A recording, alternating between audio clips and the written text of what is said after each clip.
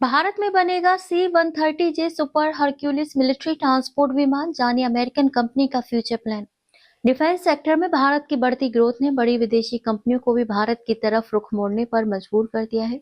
उसी कड़ी में अमेरिकी रक्षा कंपनी लॉकहीड मार्टिन भारत में C-130J सुपर हरक्यूलिस सैन्य परिवहन विमानों की आखिरी असेंबली लाइन लगाने पर विचार कर रही है। यह पहली बार होगा जब ये विमान अमेरिका के बाहर बनेगा। कंपनी के वरिष्ठ अधिकारियों का कहना है कि ये सुविधा भविष्य में इस विमान के लिए एक ग्लोबल मैन्युफैक्चरिंग हब भी बन सकती है।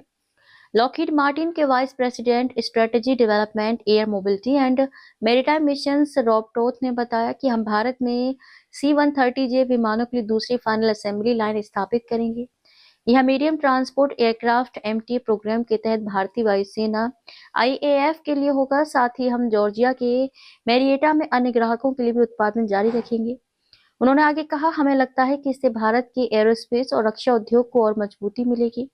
ये ग्लोबल सप्लाई चेन को भी मजबूत करेगा और किसी भी क्षेत्रीय या वैश्विक सुरक्षा संकट के समय उत्पादन बढ़ाने की क्षमता सुनिश्चित करेगा।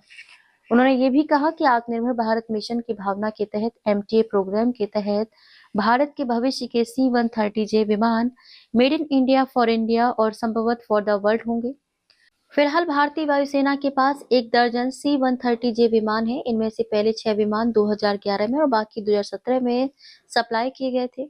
यह विमान एक बहुत ही खास तरह का ट्रांसपोर्ट प्लेन है जो भारी सामान और सैनिकों को कम तैयारी वाली जगहों पर भी उतार सकता है।